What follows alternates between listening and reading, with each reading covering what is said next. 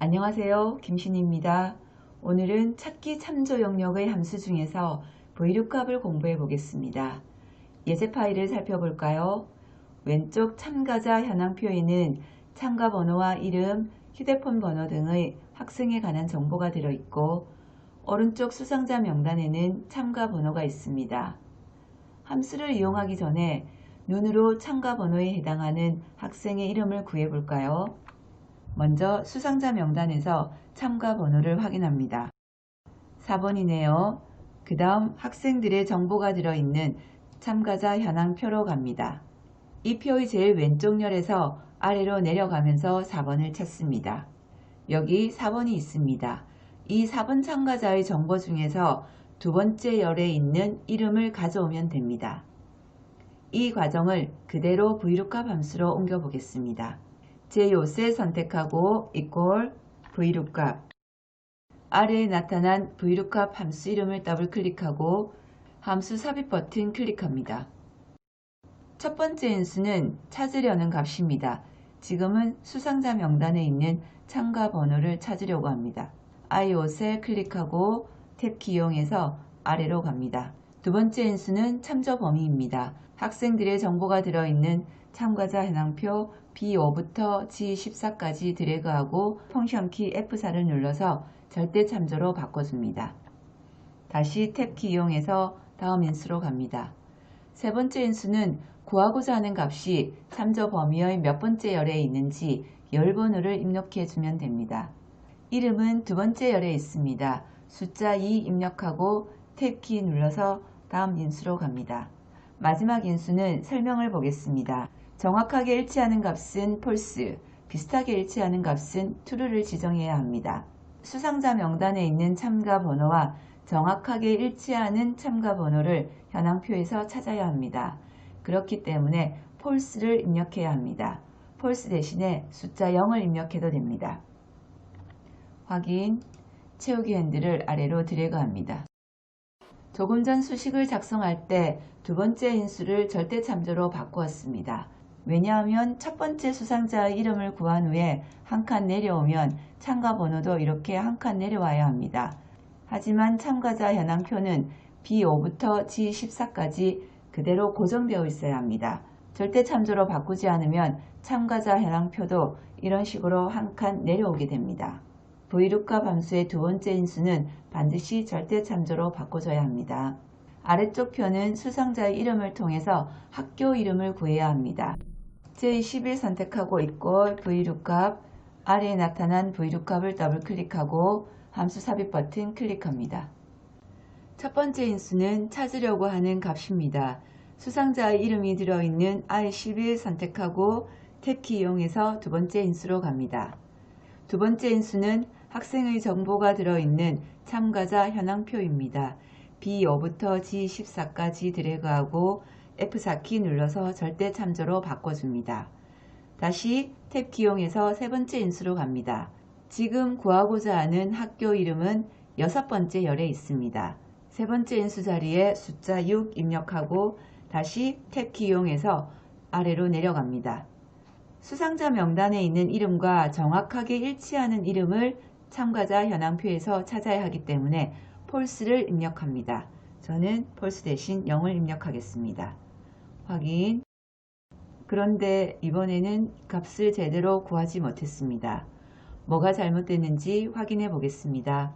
J11 선택하고 함수 삽입 버튼 클릭합니다. 첫 번째 인수의 설명을 보겠습니다. lookup value는 표의 첫 열에서 찾으려고 하는 값입니다. VLOOKUP 함수는 참조 범위를 지정하면 그 지정한 범위의 제일 왼쪽 열에서 값을 찾습니다. 조금 전에 두 번째 인수의 범위를 B5부터 G14로 주었기 때문에 제일 왼쪽 열인 참가 번호에서 이름을 찾다가 해당하는 이름이 없기 때문에 오류가 발생한 것입니다. 두 번째 인수를 고치겠습니다. C5부터 G14까지 드래그하고 F4키 눌러서 절대 참조로 바꿉니다. 다시 탭키 이용해서 세 번째 인수로 갑니다. 지금 구하고자 하는 학교는 새로 지정한 범위 중에서는 다섯 번째 열에 있습니다. 세 번째 인수를 5로 바꾸고 확인합니다. 이제는 학교 이름을 제대로 구했습니다. 채우기 핸들을 아래로 드래그합니다. Vlookup 함수는 참조 범위의 제일 왼쪽 열에서 값을 찾는다는 걸 반드시 기억해야 합니다. 다른 예제를 이용해서 Vlookup 함수를 조금 더 연습해 보겠습니다. 아래쪽 판매 내역 시트를 클릭합니다. 왼쪽에는 판매 내역표가 있고 오른쪽에는 입고 내역표가 있습니다. 왼쪽 판매 내역의 단가는 오른쪽 입고 내역표에서 가져와야 됩니다. Vlookup 함수를 이용해서 단가를 구해 보겠습니다. D5셀 선택하고 equal Vlookup. 이번에는 함수의 인수창을 이용하지 않고 직접 입력하겠습니다. 첫 번째 인수는 찾으려고 하는 값입니다. 교재명이 들어있는 B5셀 클릭하고 콤마, 두 번째 인수인 참조 범위는 교재의 정보가 들어있는 입고 내역입니다. G5부터 J7까지 드래그하고 F4 눌러서 절대 참조로 바꿉니다. 참조 범위는 열 제목을 포함해도 되고 열 제목을 빼도 됩니다. 콤마하고 세 번째 인수는 구하고자 하는 정보, 지금은 단가입니다.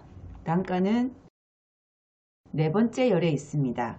세 번째 인수 자리에 숫자 4 입력하고 콤마, 네 번째 인수, 판매 내역에 있는 교재명과 정확하게 일치하는 교재명을 찾아야 하므로 네 번째 인수는 false입니다.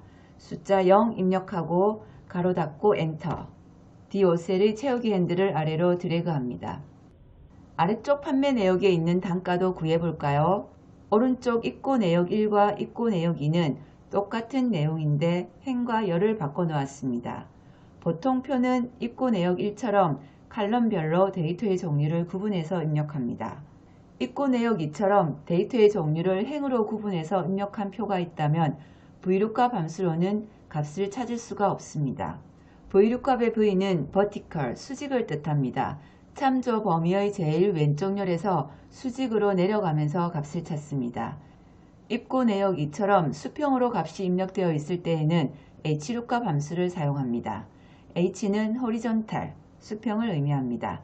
HLOOKUP 함수를 이용해서 아래쪽 판매 내역의 단가를 구하겠습니다. D15셀 선택하고 equal HLOOKUP. 인수는 똑같습니다.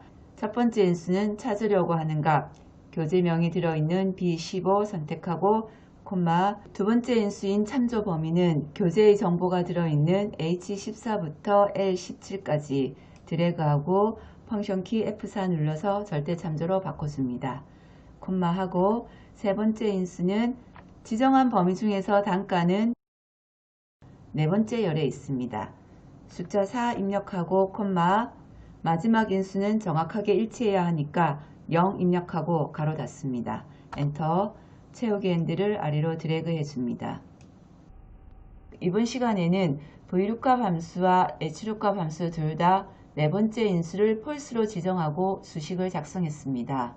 다음 시간에는 네 번째 인수를 true로 설정해서 값을 구해 보겠습니다. 이번 시간은 이것으로 마치겠습니다. 고맙습니다.